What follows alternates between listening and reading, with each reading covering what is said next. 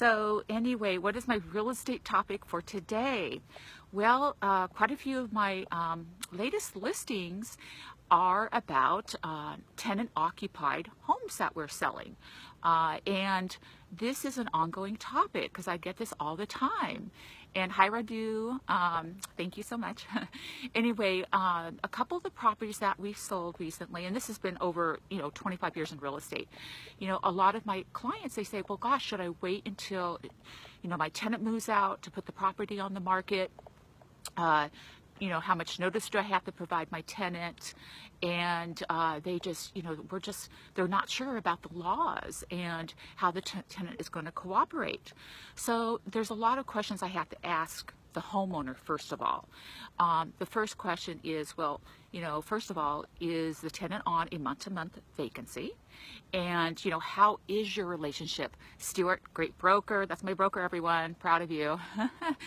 Anyway, so I have to always ask, how's your relationship with your tenant? First of all, have they always been paying on time? Have they always been cooperative? How long have they been renting from you? Most important thing is, are they tied to a lease with you?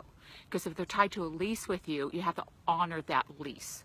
Now, that doesn't mean you can't sell your property, but if you're going to sell it, you have to have the next owner take over that lease. Or you negotiate with the tenant to, buy them out of the lease or whatever. So there's lots of ways that you can be creative. But the first step we take, is I have a whole questionnaire of questions. Oh, well, of course they're questions. But anyway, I ask them, just all the points of like what they're leasing for. And then once I know that they're really motivated to sell, and this is the right time for them to sell, and what their reasons for selling the home is, like, first of all, what were their reasons for renting their property out? Was it originally a principal residence? And then they turned it into a rental, and then they've met with their CPA, and that CPA has told them or given them advice that right now is the time to sell it. So, I really want to make sure they're getting very good tax advice, that this is the right time to sell that investment property, and I'm not the one to give them the tax advice. Perhaps it's a very good time to do a 1031 exchange, which is where they buy another rental property so they avoid capital gains tax.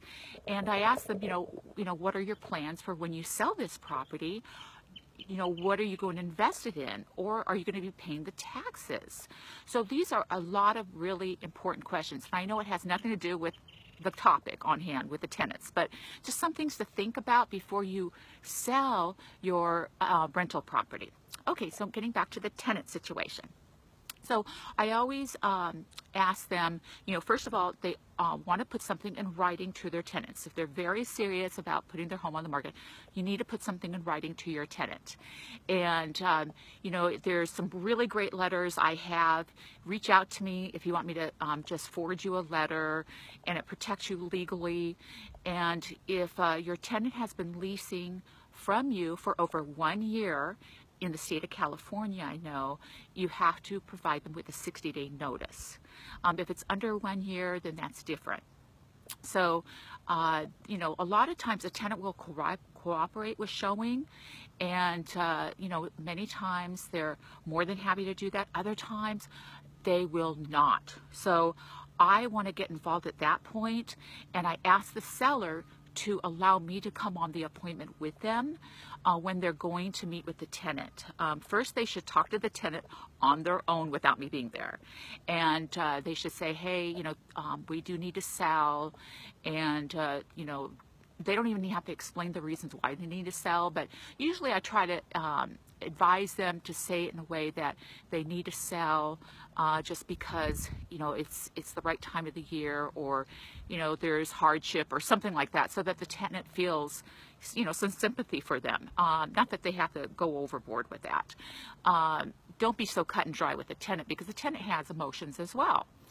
And then when they go on the appointment, that I want to be there with them, because I want to show the tenant that I'm normal, that I'm not going to just be this crazy realtor that's going to put all these demands on them.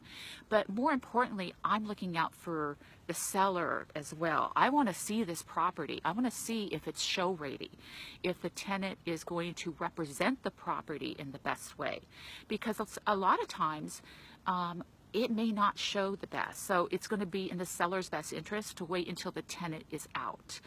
This just happened recently. I could tell you an example, two examples. Okay, one example was where it was about a month ago, where I went in with the seller, and I actually knew the tenants because I sold their house 15 years ago. And they said, "Lori, we know you." And I went, "Oh my gosh, I can't believe it."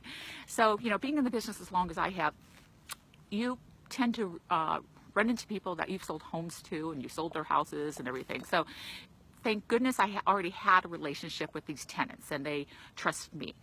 But I also know that when you're working with tenants, it's a hassle for tenants. It is such a hassle because they don't have the same goals in mind as an owner does. And an owner wants it to look spotless. They want it to look, emotionally appealing. And the tenant is just, wanting to have their life. And I understand that. If I was a tenant, I would feel the same way. I want to make sure you can see that coastline. Okay, with these particular tenants who were cooperative to a point, they didn't want to be inconvenienced. They were also going through some family issues. They were going to be moving out, so at least it wasn't a shock to them because they had already given notice to the seller that they were going to be vacating. So it wasn't like the seller had to give them notice, "Hey, by the way, we're going to sell." But they were having some challenges themselves. I'm not going to go into it personally, but there was with family grievances and stuff. So I had to be sensitive to that as a realtor. And what I first did is, I looked at the property with the seller, and then, I left the property, and I was very surprised because the tenant's furniture was really nice. I mean, I wasn't surprised when I knew who they were, actually. Very, very wonderful people. But it was really like staging furniture. And here I own a staging company, and I was like looking at the furniture like, hey, I would actually own that stuff. So once we initially met, then, my advice to you, when you're working with other realtors, but hopefully you're working with me and my team in South Orange County. But if you're working in other parts of the state or in other areas of the country, the next thing is that you give your agent permission to talk to the realtor directly, or talk to the tenant directly. And my advice is you always have an incentive program, some kind of incentive program for the tenant, because what is in it for the tenant to really make the house show ready? Nothing if you're not giving them an incentive. And it's a real hassle to have photographers in there to even though they had stage furniture, I just asked if I could accessorize it for the photography. And that was where we brought in pillows, and we brought in just lots of stuff, just for that one day. We literally brought it all in, and we put some, just lots of stuff in the bathrooms, and just to make it look like a model home. We set the dining room table, and that was really critical for the photography because photographs are everything. And then I also wanted to make sure, and by the way, hi Robert, I also wanted to make sure that it was really going to be show ready for the open house, because we were going to do an open house extravaganza. And that could be very challenging for a tenant, especially when they have their own personal belongings in the property, and they also work out of their home. So, they have their business documents in their home as well. So I was getting a little kickback, in the beginning it was all good, and I could tell they were totally fine because they trusted me. They had known me for 15 years, and then they really liked the sellers. But then they were going through a lot of, emotional issues as well. And then they kind of gave a kickback like, oh, this is just way too stressful, you know, please, let's just wait until we get out. And so I backed off a little bit, and I requested that the sellers just back off for a day, you know, let them think, and then let me approach them myself. And then I just asked them, I said, you know, and this is all part of negotiations, you know, for this to be a win-win, what would you like out of this? And really, you know, it was about limiting the showings. So I pretty much promised him, because I knew the way that we were pricing this property, it was going to attract multiple offers, and we would literally sell it within 2 days, because it was $1 million, this property. And it was right at the cusp, and we would get multiple offers. I just knew it. So I just needed it to be on the market for about 1 day, 2 days, and with the strategy. And I said, okay, tell you what, we don't need it on the market, and they're going to be there for a couple more weeks. I said, I just need the photographer day. I need the open house day. And if we could just squeeze in the carpet cleaners in between, and the carpet cleaners could come in after photography, because and the carpets weren't really bad, but it could be photoshopped. It's not a big deal. And in return, I will make sure that the sellers give you a $500 credit, no matter if the property sells or not. I'll personally give you $250 credit, plus we'll figure out the per diem of what your rent is. For the open house, I'll pay the per diem for that day, and I'll pay the per diem for any showings the following day, because after the open house, which was a Sunday, we were going to probably have showings on Monday. And then I put in the MLS that seller will review all offers on Tuesday, and then my goal was to be in escrow by Wednesday, Thursday. And I do this all the time, where we put a property on the market, we price it really well, and then we have it in the a really great open house where we have like 50 people come through, and then we say there's a cutoff with offers, you know, or we try to have a cutoff at least, and then we negotiate and we go right into escrow. So I really felt confident with this, and the seller agreed to, and I made sure that, you know, it was appointment only, no lockbox, and with the only showing days besides the open house, we limited the open house, which I personally did, from 1 to 3 o'clock. And so it was only 2 hours. And within 2 hours, we had 60 people. I mean, 60 sets of people. I mean, it was that crazy. And I had my assistant with me, because there were so many people coming in. It was crazy. So anyway, make a long story short, we just had a couple of more showings that following Monday. There were like second showings and everything. And got great offers, sold at $50,000 above list price. So my sellers are thrilled. Set another record high for the neighborhood of San Joaquin Hills in Laguna.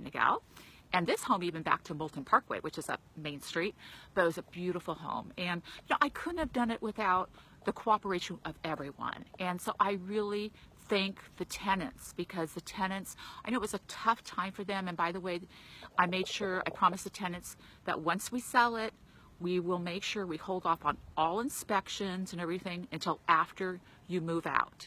So they have now moved out, and then it was great, because once they moved out, and it was all a win-win situation, the sellers and I met out there, and I just said, hey, you know, this buyer has paid a lot of money for your property, and let's just make sure it looks perfect. It looks really great. So they ended up and just painted a lot of the walls and did a lot of the items, and then we did a physical inspection, went really well. I met with the appraiser yesterday. The appraiser said no problems at all with the appraisal. So, you know, we're removing contingencies, I think, on Tuesday. So, you know, it worked out really well. So that's just an example of how you could work really well with a tenant. Now, I'm going to give you another example of how it may not work well with a tenant. Okay, so I went on a listing appointment about a week ago, and the seller did give me an indication that there could be problems with this tenant. And she wanted to sell, so they didn't want to move. And so she let him know that she was bringing a realtor, and as soon as I showed up, you know, I was very, very nice to the tenants, and they seemed nice to me. They were fine, but they were having a kickback, you know, with the seller. And the house was not showable at all. I mean, there was just stuff all the way up to the ceiling, and I just knew. I said, oh my gosh, there's just no way this is going to be show ready, and I cannot demand a tenant to remove their stuff. I mean, I tried that one. I mean, I didn't try to demand, but I really tried to coerce a tenant. Oh gosh, maybe 8 months ago. Please, can we please try to do that? It just doesn't really work that way. After I met with the seller, I called the seller and I said, gosh, I have to be really honest with you. I think you're probably going to net $25,000 higher, if not more, if the property is vacant. And then what we could do, just get it vacant. My team and I, we go in and stage and we accessorize, because it's all included with our service. And it will look like a model home. You might get $50,000 more for the property. And she said, you know what, after that experience, I completely agree with you, Lori. I'm on top of it. And she had to serve him a 60-day notice. So, you know, that's what she's doing. And, you know, you have to go in there and say, am I going to net more? Bottom line, or you as a real estate professional, is the seller really going to net more? Sure, they're going to have to wait possibly 60 days. Or, you know, by waiting, or is the tenant going to be cooperative? And there's different ways to incentivize them. So you can incentivize them by, the rent could be lower during the time, but I don't think that's a really good incentive. I think I've done this where if it sells within the first week, they get a higher bonus. If it sells within the second week, then the bonus just goes a little bit lower. If it sells within the third week, it goes a little bit lower. But we're in a really we're in a hot market with certain price points in Orange County. So it's usually going to sell within the first week if you price it right and you strategize it to get multiple offers and drive the price up. So generally, you just give them a bonus just for cooperating, and you make sure it's show ready. And I like it when either myself or my agents are there at the showings for the when it's being shown, and we stack the showings on top of each other so that the tenant is not inconvenienced, and we do them like you know, just for a couple hours at a time. So then we could get there a little bit early and make sure that the property is show ready. I don't trust that I just send agents out there and with the tenant, and you know, the lights are off, and then you know, things are all over the kitchen, and you know, you just never know. Whereas a homeowner, they have pride of ownership, they want to get top dollar. So anyway, that's my spiel on working with tenants. But you can definitely do it. Just, you know, make it a win-win at all times if you're going to work with a tenant. First thing also, before you go to a realtor even, and not that I'm trying to get business away from us realtors, see if the tenant wants to buy your property, because you might have a built-in buyer there. But put a time frame, a time limit that they are to be pre-approved, that they get this done, because I've heard of stories where, you know, they just go on and on and on for months. And because I just talked to a seller who has a home in Dana Point, and he lives in Hawaii, and he's missed out on a couple homes he wanted to 1031 exchange into in Hawaii because the tenant kept saying he was getting approved and he was on it, and it wasn't happening. So we're doing something about that right now. So anyway, oh, Bert, hi Bert, I love your photos, by the way. So those are the latest real estate tips. Please feel free to reach out with me. You know, it's different with income properties, and I love investment properties. Those who know me, I invest heavily in multifamily. But with investment properties, like I was on the phone with an investor, or actually an owner of a fourplex in Long Beach, and we're putting his property on the market, and it was really cute. He's such a nice older man. He originally thought his property was worth $4 million. And I had to give him the news that, I'm so sorry, but it's worth $1 million. And because it just, you know, when you, there's so many different analysis that you do for an investment property, and it's just not worth $4 million. It's worth $1 million. But he said, oh, okay, I understand, you know, based on this, and I have to go to my other investors. And I said, okay, well, I have a conference call center we could call into, and then, you know, I'll be happy to explain everything, and here's the analysis and everything. So such a nice guy. He's owned the property forever. is in the heart of downtown. I'm not in the best part of downtown Long Beach, let me tell you. It's like one of the worst parts. But it's 4 homes on a lot, but it'd be good for an investor out there, and I'll be putting it on the market very shortly. So anyway, but with multifamily properties, apartment complexes, you don't go into the property ahead of time and look at it before you make an offer. So that's the difference. You don't put a sign, a for sale sign, out in front of an investment property. Residential homes, you can do that. You don't necessarily always have to have a for sale sign out in front of a residential home as well. But with multifamilies, it's the opposite. The investor makes an offer, then once it's accepted, then that's when you must post notices on all the tenants' doors, give them at least 24 hours notice that there's going to be inspections, or there's going to be, walkthroughs on the properties. So it's a lot different with investment properties. So if you have any questions at all with residential, investment properties, if you need a letter to serve your tenants, if you need a great lender to pre-qualify your tenant who's thinking about buying a rental property, feel free to contact me. Oh my God.